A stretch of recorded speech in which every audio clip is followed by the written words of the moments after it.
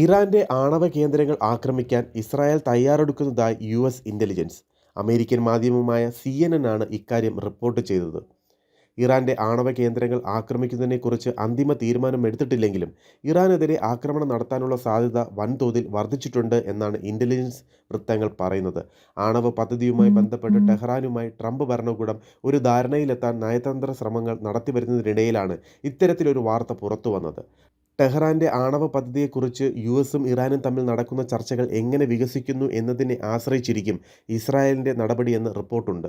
അതേസമയം അമേരിക്കയുമായുള്ള ആണവ ചർച്ചയിൽ പുരോഗതിയുണ്ടാകാൻ സാധ്യതയില്ലെന്ന് 2025 മെയ് 20 ചൊവ്വാഴ്ച ഇറാന്റെ പരമോന്നത നേതാവ് ആയത്തുള്ള അലി ഖമനേയി പറഞ്ഞു. ഈ വർഷം ഏപ്രിൽ മാസം പകുതി മുതൽ ഇതുവരെയായി വാഷിംഗ്ടണും ടെഹ്റാനും തമ്മിൽ ഒമാന്റെ മധ്യസ്ഥതയിൽ 4 റൗണ്ട് ചർച്ചകളാണ് നടത്തിയത്. ഇറാനെതിരെ ഏർപ്പെടുത്തിയ ഉപരോധങ്ങൾ ഒഴിവാക്കുന്നതിന് പകരമായി ഇറാൻ ആണവ പദ്ധതി പരിമിതപ്പെടുത്തണമെന്നാണ് ചർച്ചയിൽ ആവശ്യം ഉന്നയിച്ചിരിക്കുന്നത്. ഇറാൻ നിലവിൽ യുറേനിയം സമ്പുഷ്ടീകരണം 60% ഉയർത്തിയിരിക്കുകയാണ്. ഇത് 2015 കരാറിൽ നിശ്ചയിച്ചിരുന്ന 3.67% എന്ന പരിധിയേക്കാൾ വളരെ കൂടുതലാണ്.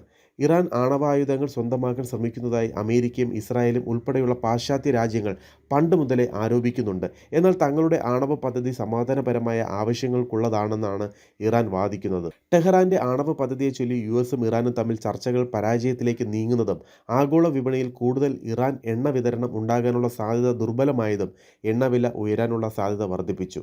ഇതിനു പുറമെ ഇസ്രായേൽ ഇറാനെ ആക്രമിക്കുമെന്ന റിപ്പോർട്ടും എണ്ണവിലയിൽ വർധനയുണ്ടാകാനുള്ള സാധ്യത വർദ്ധിപ്പിച്ചിരിക്കുകയാണ്.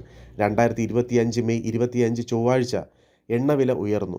അമേരിക്കയുമായുള്ള ആണവ ചർച്ചയിൽ പുരോഗതി ഉണ്ടാകാൻ സാധ്യതയില്ലെന്ന് ഇറാന്റെ പരമോന്നത നേതാവ് ആയത്തുള്ള അലി ഖമേനെയി പറഞ്ഞതും 2025 മെയ് 20 ചൊവ്വാഴ്ചയായിരുന്നു. ഇതിനു പുറമെ ഇറാൻ ഇസ്രായേൽ സംഘർഷം ഉടലെടുത്താൽ ഹോർമൂസ് കടലിടുക്കിലൂടെയുള്ള എണ്ണ ടാങ്കറിന്റെ ഒഴുക്ക് തടഞ്ഞുകൊണ്ട് ഇറാൻ പ്രതികാരം ചെയ്യുമെന്നും ആശങ്കയുണ്ട്. സൗദി അറേബ്യ, ഇറാഖ്, UAE എന്നീ രാജ്യങ്ങൾ എണ്ണയും ഇന്ധനങ്ങളും കയറ്റുമതി ചെയ്യുന്നത് പ്രധാനമായും ഹോർമൂസ് കടലിടുക്കിലൂടെയാണ്. കൂടുതൽ വാർത്തകൾ നിങ്ങൾക്ക് ലഭിക്കാനായി ഈ ചാനൽ എത്രയും വേഗം സബ്സ്ക്രൈബ് ചെയ്യൂ.